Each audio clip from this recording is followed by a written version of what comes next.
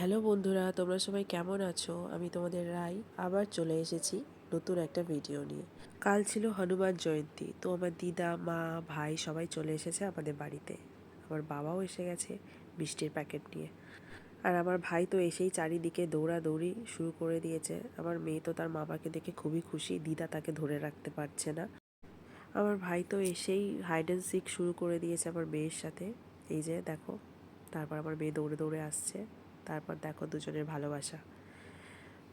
আমার বাবা এসে গেছে, দিদা এখানে রান্না বান্নার জোগাড় শুরু করে দিয়েছে। আমাদের খিচুড়ি ভোগ হবে আর ভাজা হবে, তারপর একটা পাঁচমিশালি তরকারি হবে। তো দিদা রান্নার জোগাড়টা করে দিয়ে চলে এসেছে পুজোর জোগাড় করতে। ঠাকুরমশাইও এসে গেছে। আমাদের হনুমানজিকে দেখো কত সুন্দরভাবে সাজানো হয়েছে। সব জোগাড় আমার দিদা আর ঠাকুরমশাই মিলে একসাথে করেছে। আমার মেয়েও হেল্প করছে, তোমরা দেখো সেটা ভালোভাবে। তারপর শুরু হয়ে গেছে পুজো। খুব মন দিয়ে ঠাকুরমশাই পুজো করছে। সত্যি এই ঠাকুরমশাই খুবই ভালো, খুবই ভালোভাবে পুজো করেন। তো এদিকে পুজো হচ্ছে আর ওদিকে আমার বাবা মা মিলে রান্না করছে, মানে খিচুড়ি ভোগ করছে। তোমরা হয়তো ভাবছো যে আমার বর কোথায়। আসলে আমার মামা শ্বশুর আর আমার বর দুজন মিলে বাইরে গেছিলেন ইভেন্টের কাজে। ওই দিন ছিলেন না, সেই জন্য আমার মা, বাবা, দিদা এসে গেছে আমার হেল্প করার জন্য। তোমরা বুঝতেই পারছো যে আমার মেয়েকে নিয়ে একা আমার পক্ষেই বজরংবলীর পুজো করা সম্ভব নয়। সেই জন্য সবাই মিলে এসে গেছে পুজো করতে। আর এই প্রথম আমার মা ভোগ রান্না করলো হনুমানজির জন্য। এই প্রথম আমাদের বাড়িতে ভোগ দেওয়া হলো ঠাকুরকে। আর এবার প্রত্যেক বছর এই ভোগটা দেওয়া হবেই। তোমরা দেখতে পাচ্ছ আমাদের ছোট্ট গোপালের সামনে ভোগের থালা রাখা হয়েছে, আর বজরংবলীর সামনেও ভোগের থালা রাখা হয়েছে। তারপর ঠাকুরমশাই আবার পুজো শুরু করে দিয়েছেন। একটু কাছ থেকে তোমরা আমাদের বজরংবলীকে দেখো। সত্যি এই বজরংবলীর কাছে আমি যা চাই তাই পাই। শুধু আমি কেন, আমার মামা শ্বশুর, আমার বর সবাই এই বজরংবলীকে খুব মানেন, এমনকি আমার ভাসুরও। ওনার হাত সব সময় আমাদের মাথার ওপরে আছে। অ্যাকচুয়ালি একদম প্রথমে আমার বর এই বজরংবলীকে আমাদের বাড়িতে নিয়ে আসে। তারপর থেকে এই পুজোটা শুরু হয়। এখন প্রত্যেক বছর এই পুজোটা করা হয়। আর এখন তো আমার মা এসে খিচুড়ি ভোগও রান্না করলো এবছর, যেহেতু কেউ ছিল না বাড়িতে। তো আমার মায়েরই মনের ইচ্ছা ছিল যে একটু খিচুড়ি ভোগ দেবে ঠাকুরকে। তো সেই জন্য উনি রান্না করলো। তারপর আমার মামা শ্বশুর আর আমার শাশুড়ি দুজনে মিলে বললেন যে এবারে খিচুড়ি যখন দেওয়া হয়েছে, প্রত্যেক বছর এই ভোগটা আমার মাকেই রান্না করতে হবে।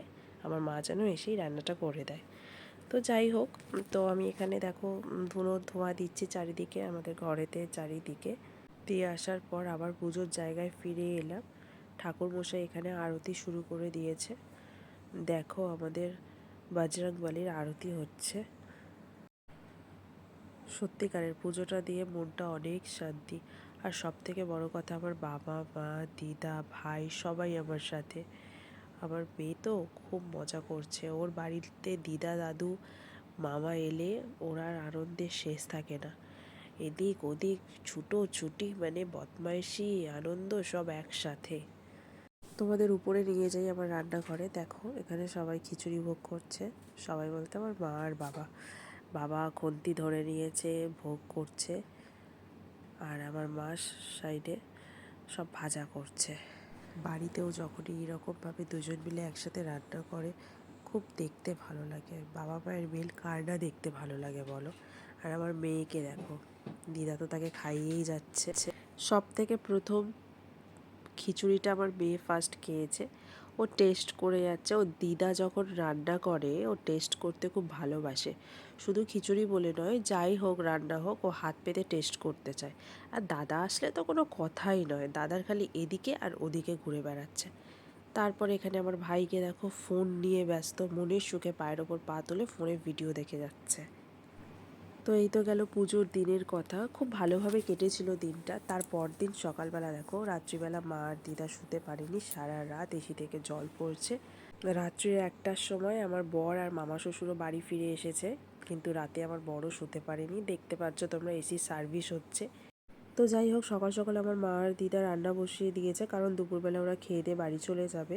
এই দিন আমি এঁচোড় চিংড়ি, কাতলা মাছের কালিয়া, মাছের তেল আর কিছু ভাজাভুজি করেছিলাম। দুপুরবেলা বাবা, ভাই, মা আর দিদা খেয়ে বাড়ি চলে যায়। তো এইভাবেই কেটেছিল আমাদের হনুমান জয়ন্তী। ভিডিওটা তোমাদের ভালো লাগলে লাইক করো, শেয়ার করো, কমেন্টে জানিও অবশ্যই, আর সাবস্ক্রাইব করে দিও চ্যানেলটা। টাটা।